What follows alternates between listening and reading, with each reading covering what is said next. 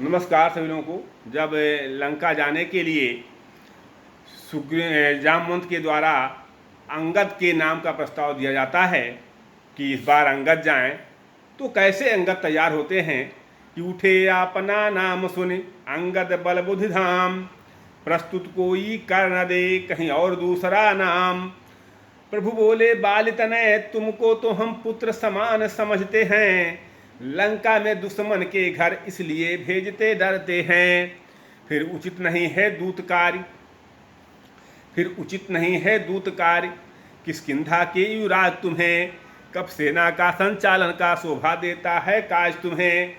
दो कारण से मर्यादा पुरुषोत्तम श्री राम अंगद को मना करते हैं। एक तो कि उनको बाली को मारने के बाद पुत्र के समान समझते थे, और दूसरा कहते हैं कि युवराज हैं आप किष्किंधा के, तो आपको दूत के रूप में भेजा जाए, ये उचित कार्य नहीं है, आप तो केवल सेनापतियों का कार्य करिए।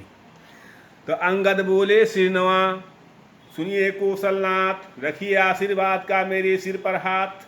अंगद कहते हैं श्रीनवा कि आप अपने आशीर्वाद का हाथ मेरे सिर पर रखिए, और सब सही है कि जिस जन पर कृपा आपकी हो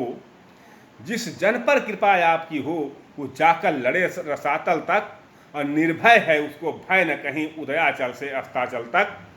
मैं निश्चय ही धाक जमाऊंगा कुछ रावण की राजधानी पर, और प्रभु का प्रताप कुछ ऐसा है पत्थर तैरे हैं पानी पर। जन से हो कार्य जनार्दन का, इससे बढ़कर सम्मान नहीं। यानी जनता से, यानी हमसे अगर जनार्दन में भगवान का काम हो तो इससे बढ़कर कोई सम्मान ही नहीं है। और युवराज आपका दूत बने तो घटता है कुछ मान है, और युवराज अगर आपका दूत बने, आपका सेवक बने, तो कुछ मान नहीं घटता है।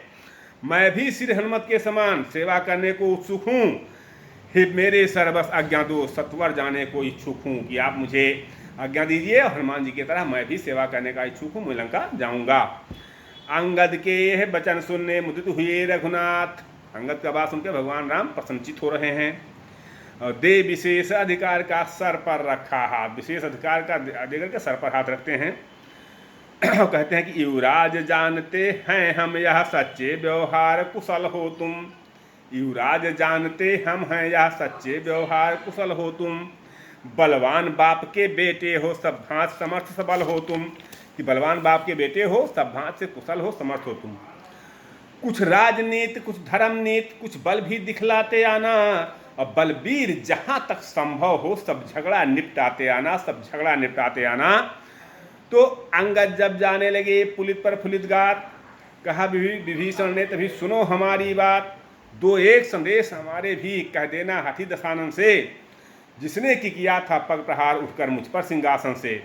जब अंगद जाने लगे तो विभीषण कहते हैं कि हमारी भी दो चार बातें रावण से कह दीजिएगा, जिसने उठ करके और पैरों से मुझे मारा था सिंहासन से उठ करके, कि जिसने कि किया था पग प्रहार उठकर मुझ पर सिंहासन से। मैं मूर्ख और विद्रोही हूँ, वो तो सब बात समझता है। अब देखेंगे लंका नगरी का किस ढंग से रक्षा करता है, और समझा देना बतला देना उस महामानी रावण को कि घर भर में एक विभीषण ही बस शेष रहेगा तर्पण को। और मंद मंद हंसने लगे रामचंद्र रघुराय, अंगद को करने विदा उठा की समुदाय। सियावर रामचंद्र की जय।